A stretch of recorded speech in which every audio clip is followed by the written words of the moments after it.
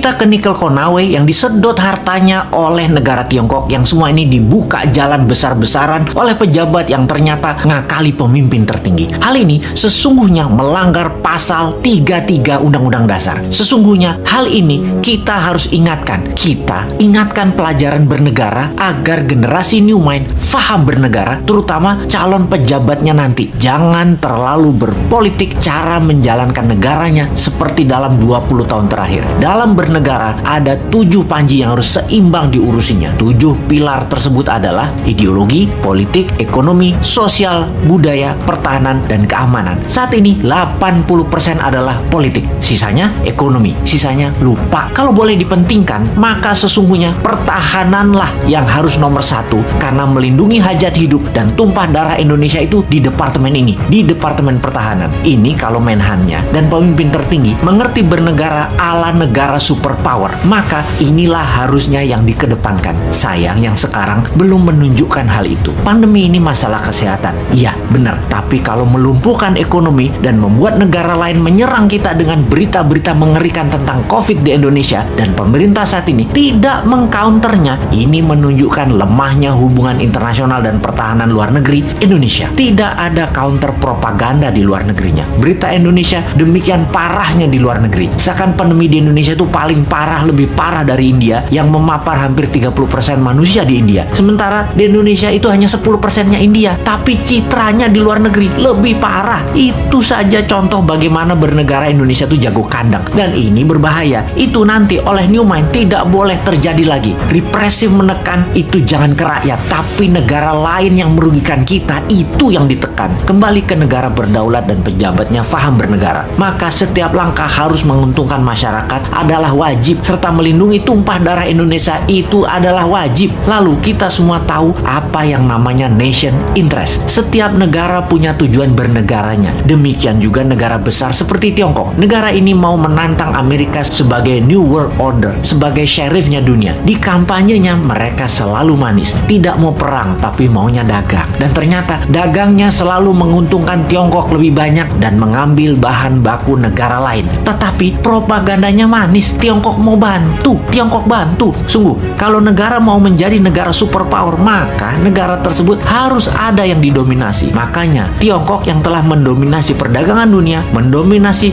distribusi dunia, mendominasi produk murah, mau mendominasi energi yang namanya baterai. Untuk mendominasi baterai, mereka perlu nikel. Untuk itu, nikel terbesar di dunia hanya ada di Indonesia. Mereka mainkanlah. Pokoknya bagaimana caranya bikin semua orang silau, tak melihat niat jahat tadi yang terlihat nolong, pindah gede-gedean tambang nikel dan pabrik smelter, mengambil secepatnya bahan baku Indonesia mumpung masih berkuasa dan dibukakan jalan. Dijanjikannya Indonesia akan punya pabrik baterai, tapi bahan bakunya dihajar habis dulu sampai habis. 3 tahun lagi rasanya cukup buat mereka hajar habis tambang tersebut dan menjadikan Tiongkok punya cadangan selama 20 tahun ke depan untuk jadi raja baterai dunia. 90% keuntungan nikel adalah kalau dijadikan baterai, dan itu strategi Tiongkok. Sementara kita dapat taiknya Tiongkok. Sudah sejak 4 tahun lalu kita berjuang mengingatkan bahayanya tambang nikel di Sulawesi karena tidak menghasilkan keuntungan apapun buat Indonesia atau kurang menghasilkan keuntungan buat Indonesia.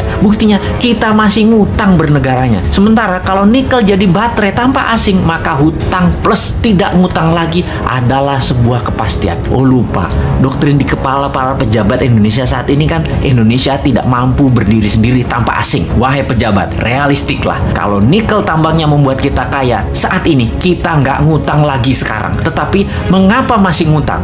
Mengapa masih naikin pajak? Pejabat tertinggi, sadarlah. Pejabat-pejabat tadi berlindung di balik kebaikan Anda. Namun sesungguhnya kebijakan mereka membahayakan Indonesia, anak cucu Anda, dan anak cucu kita.